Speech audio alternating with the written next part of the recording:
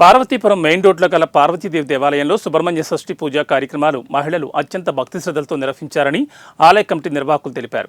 నేటి నుంచి ప్రతిరోజు పూజా కార్యక్రమాలు చేస్తూ 15వ తేదీన శ్రీ వల్లి దేవసేన సుబ్రహ్మణ్యేశ్వర స్వామివారి కళ్యాణం నిర్వహించడం జరుగుతుందని ఆలయ కమిటీ నిర్వాహకులు తెలిపారు. స్వామివారి కళ్యాణానికి భక్తులు హాజరై తిలకిస్తే కోరిన కోరికలు తీరుతాయని భక్తుల నమ్మకం.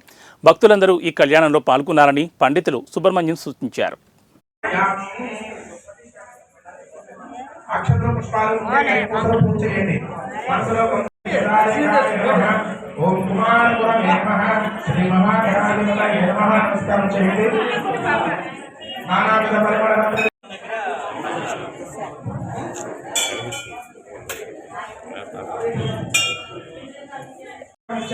ఆ స్వామి దగ్గర గంట పెట్టి పెట్టి అలా పెట్టుకోండి.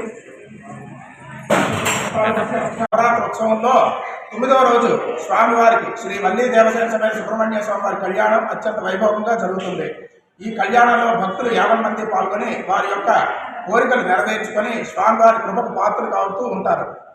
ఈ పార్వతీదేవి ఆలయంలో సుబ్రహ్మణ్య స్వామి ఆరాధనలు, అలాగే దేవీ నవరాత్రి ఉత్సవాలు, గణపతి ఉత్సవాలు, శ్రావణ మాస ఉత్సవాలు, అలాగే వార్షికోత్సవం, వివాహానికి కానీ సంతానానికి కానీ కుటుంబ సమస్యలకు కానీ ఇక్కడ పూజా కార్యక్రమాలు చేసుకుంటే వారికి తప్పనిసరిగా స్వామివారి అనుగ్రహం కలిగి ఆ ఫలితంతో వారికి ఆ కోరికలు నెరవేరి దిగ్విజయం అవుతుంటాయి.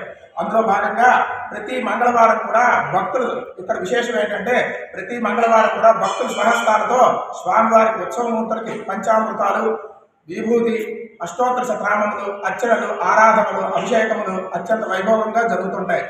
ఈ సుబ్రహ్మణ్య స్వామి ఆరాధనోత్సవాలు అత్యంత వైభవంగా జరుగుతుంటాయి. ఈ పార్వతీపురం నుంచి చుట్టుపక్కల ఉండే గ్రామాలు ప్రతి ఒక్కరూ కూడా ఉదయం ఫస్ట్ తెల్లవారు